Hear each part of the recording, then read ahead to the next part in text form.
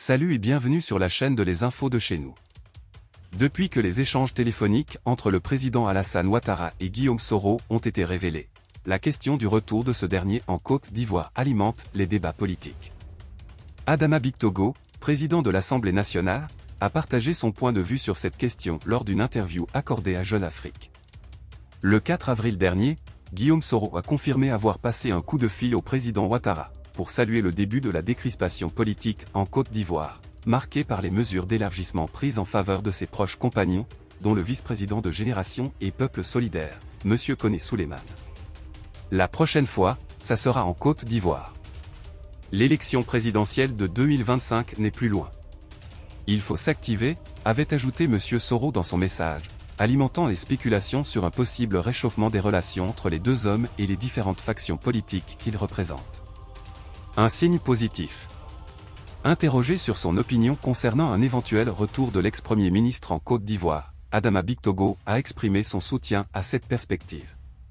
Il a souligné que le dialogue entre le chef de l'État et l'ancien président de l'Assemblée nationale est un signe positif pour la cohésion sociale du pays. Naturellement, j'y suis favorable. En homme de consensus, je crois au grand rassemblement, a-t-il déclaré. Le maire de Yopougon a également mis en avant l'importance de respecter les règles de fonctionnement de la République dans ce processus. Pour lui, le retour de Soro en Côte d'Ivoire ne devrait pas poser de problème tant qu'il s'inscrit dans le cadre légal et contribue au projet de société axé sur la solidarité et l'inclusion prôné par le président. Des désaccords passés.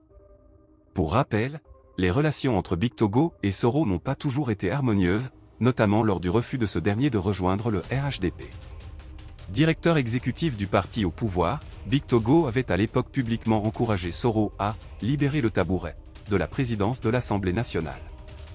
Il avait aussi critiqué les compétences économiques de Soro lors de son passage au poste de Premier ministre.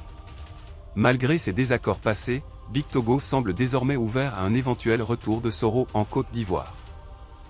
Dans d'autres nouvelles, M. Quadio, l'homme qui se présente comme le tuteur de l'artiste Bébé Sans Osdeman a fait une révélation sur le Kadhafi. D'après lui, le rourou serait très difficile, et souvent, il l'exprime de manière insolite.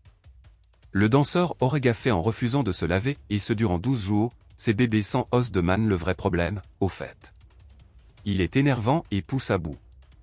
La première fois où il m'a véritablement énervé, c'est quand il a fait 12 jours sans se laver. La dernière fois qu'il s'était lavé, c'était un jour du Ramadan et après ça, il a fait 12 jours sans se laver. Sans nier entièrement les faits, le CADA a expliqué à PPLK ce 15 avril 2024 les raisons de son agissement. Ce serait une réaction de protestation. Moi je n'aime pas les commandements donc pour exprimer mon contentement, j'ai refusé de me laver.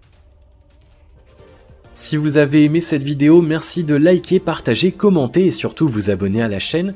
Et on se retrouve très vite pour une prochaine vidéo.